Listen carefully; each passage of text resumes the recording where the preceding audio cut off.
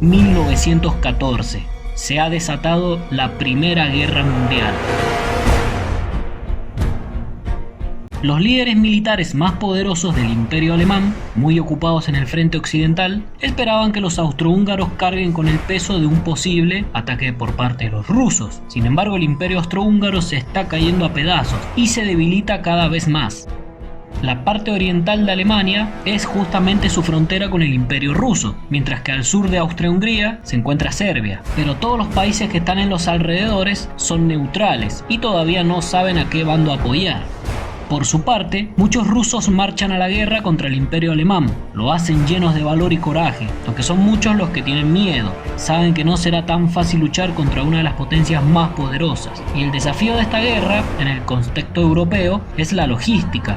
Hay que cubrir grandes distancias, pero hay grandes problemas de comunicación y de aprovisionamiento. El 17 de agosto de 1914, los rusos invaden Alemania por la parte de Prusia Oriental. Al principio atacan y saquean algunas de las granjas alemanas. Entonces miles de refugiados alemanes, que vienen de esta parte de Prusia Oriental, se deben ir obligadamente hacia el oeste, en una larga marcha en la cual corren las horribles historias sobre los pueblos por los que pasan, algunas tales como la de los soldados rusos que atan a las mujeres campesinas de los árboles, mientras que los obligan a ver cómo sus propios hijos son clavados a una cruz de madera, para después mutilar a las madres una vez que sus hijos morían y sus hijas eran violadas. El ejército alemán ha retrocedido unos 150 kilómetros, pero ahora hay dos poderosos generales que se preparan para encargarse de su frontera en el frente oriental. Son dos personas que con el tiempo ganarían mucho más poder que el mismo Kaiser alemán. Son los generales Paul von Hindenburg y Erich Ludendorff. El plan alemán es atacar a los rusos en los bosques que están a unos 30 kilómetros del pueblo de Tannenberg, en donde en el año 1410 una fuerza combinada entre el Reino de Polonia y el Gran Ducado de Lituania había derrotado a un ejército de la Orden Teutónica, más conocida como la Orden de los Caballeros Teutones. Los caballeros teutónicos eran algo así como los caballeros templarios franceses, pero en su tiempo eran unos caballeros de élite y eran los verdaderos líderes del Estado. Es decir, aquel Estado que después se conformó en el Ducado de Prusia y que con el tiempo este mismo Estado a su vez se transformó en el Reino de Prusia. Y el Reino de Prusia es el actual estado líder del Imperio Alemán. Por ello es que los caballeros teutones son los antecesores de los alemanes. Por ello es que para los alemanes esta batalla sería algo más que un simple combate. Sería más bien una lucha por defender la soberanía de sus tierras.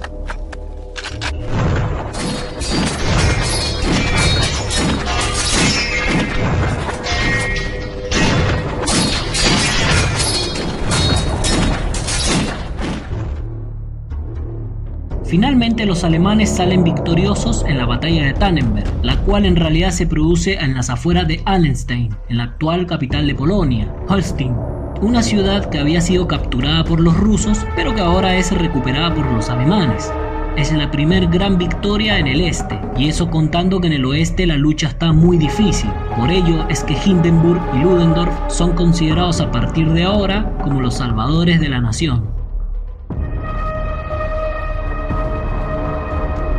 Para el nacionalismo alemán, el sentimiento antirruso es muy fuerte. Esta victoria significa mucho para los alemanes. De hecho, se levantaría un monumento que sería terminado en 1927 y sería como un símbolo de todos los alemanes y de la victoria de Alemania sobre Rusia. De hecho, en el futuro, el propio Hitler le tendrá mucho respeto y hará reverencia cada vez que se muestre ante Hindenburg. Pero los rusos le devolverán el favor y durante los últimos enfrentamientos de la Segunda Guerra Mundial, los aviones rusos bombardearían el monumento. En enero de 1915, los rusos se encuentran bien atrincherados en Polonia, después de perder dos combates decisivos contra los alemanes, la batalla de Tannenberg y la batalla de los lagos Masurianos II. Mientras que los alemanes, envalentonados por las victorias, comienzan la ofensiva para expulsar al enemigo.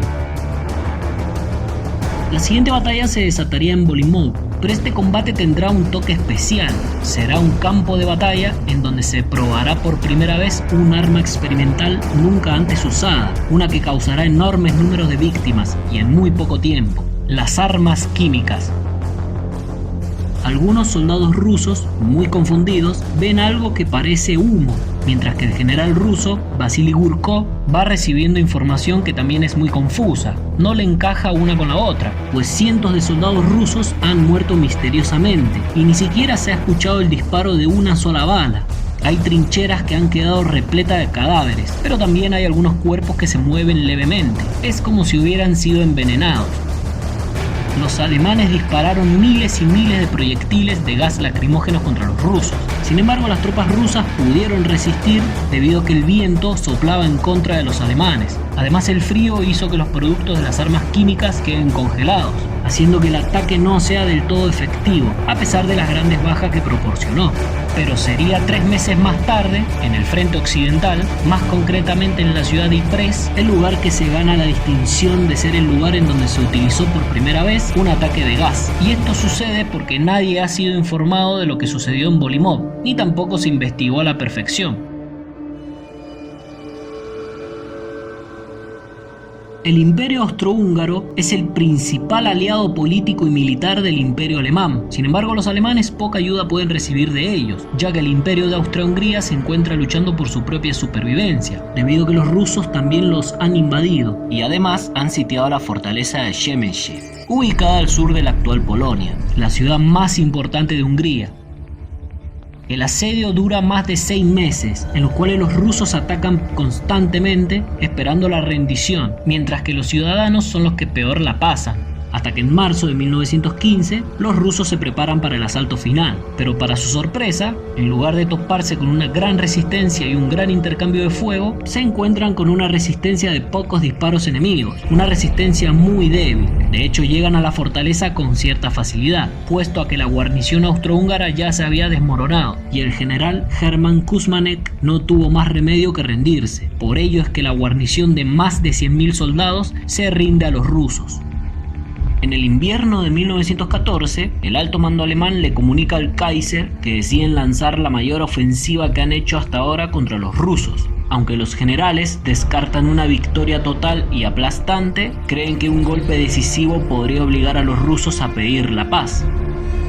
Los alemanes mueven 8 divisiones que se encuentran en el frente occidental hasta el oriental para intentar abrirse camino entre los rusos por el Gorlice, en la cercanía de los montes Cárpatos de la actual Polonia, lugar en donde unen fuerzas con los austríacos. Aquí comienza la llamada ofensiva de Gorlice-Tarnów.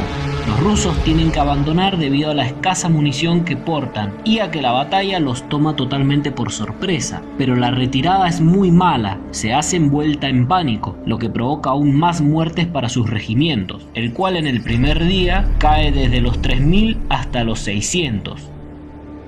Al igual que lo que había sucedido en África, cuando los ejércitos arrasaban los pueblos enteros, la desgracia también ocurre en Europa Oriental, cuando los rusos llegan a un pueblo que recibió cálidamente a los soldados y que a su vez estos respondieron amablemente. Sin embargo, todo esto cambió cuando por la noche llegaron los cosacos y comenzaron a echar cruelmente a los civiles de sus hogares. Los cosacos rusos son algo así como bárbaros, son jinetes muy salvajes y las calamidades de la guerra también alcanzan a los pueblos neutrales y pacíficos, por lo que aún más desgracias innecesarias se producen. Los altos mandos rusos tienen planes para usar a los judíos del este de Europa como chivos expiatorios, pues no se parecen a los rusos y su lengua, el yiddish, suena bastante parecido al alemán. Hay 4 millones de judíos en el Imperio ruso, pero están diezmados debido a los pogromos, es decir, el linchamiento en multitud, además de que se están negando de varios de los derechos de los cuales sí disfrutan algunas minorías. Por ello se ven obligados a vivir en zonas específicas conocidos como territorios de ocupación. A pesar de que 650.000 judíos sirven en el ejército imperial ruso, son muchos los altos mandos, los oficiales y los soldados los que consideran como criaturas sucias y medios humanas. Por ello son totalmente discriminados por una gran parte de los rusos. De hecho, durante la guerra, sufren torturas y humillaciones en público. No se sabe bien cuántos judíos del este de Europa pierden la vida durante la Primera Guerra Mundial, pero se sabe que unos 600.000 han sido desplazados y que de ellos unos 200.000 nunca regresarían a sus hogares. Por ello, luego de su experiencia bajo la tiranía de los líderes rusos, muchos piensan en una nueva vida con los alemanes, ya que piensan que estos les darían un mejor trato. Lo que nunca sabrán es lo que pasará en el futuro.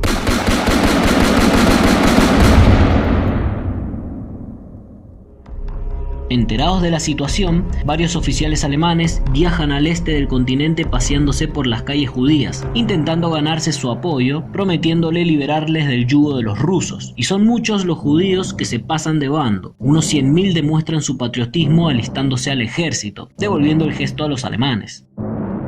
En esta guerra mueren unos 12.000 judíos del ejército alemán y casi 30.000 son condecorados. Sin embargo, y a pesar de que los judíos son tolerados entre las tropas alemanas, esto no les va a librar del desprecio de una gran parte del ejército, el cual le otorga más importancia a los alemanes y a los polacos. El avance de los alemanes continúa imparable hacia el este y en su marcha conquistan los territorios que limitan al noreste con el Imperio Ruso, las actuales Polonia, Lituania, el noroeste de Bielorrusia y el oeste de Ucrania. Sin embargo, los alemanes se topan con un mundo casi destruido y rápidamente se preparan para reconstruir el sistema de comunicación. El objetivo de Alemania es darle a Polonia el estatus de nación independiente, pero bajo su protección. Por ello, las tropas alemanas consideran que llevan consigo el orden de la civilización y la disciplina, lo que resulta bien visto por muchos polacos al principio, mientras que para muchos otros, la reconstrucción de las vías de los ferrocarriles y las carreteras no es un puente entre las dos culturas o las dos naciones, más bien es el medio que están haciendo los alemanes para saquear Polonia. Tal y como lo sospechan algunos polacos, los alemanes comienzan a confiscar recursos, productos y muebles a Prusia Oriental, además de talar bosques y confiscar herramientas agrícolas. Sin embargo, esto no es todo. El pueblo polaco pasa a ser otro de los tantos pueblos que en realidad son neutrales, pero que sufren las miserias que traen esta guerra, como la violación de mujeres, la represión y las torturas. Debido a una gran escasez crónica de mano de obra y a la poca disposición hacia los eslavos y los rusos, el ejército alemán traslada a muchos hombres polacos hacia el oeste para obligarlos a realizar trabajos forzados. Además, los alemanes hacen que toda persona mayor de 10 años deba estar documentado, por lo que se emiten así casi 2 millones de documentos, los cuales tienen que tener su propia fotografía.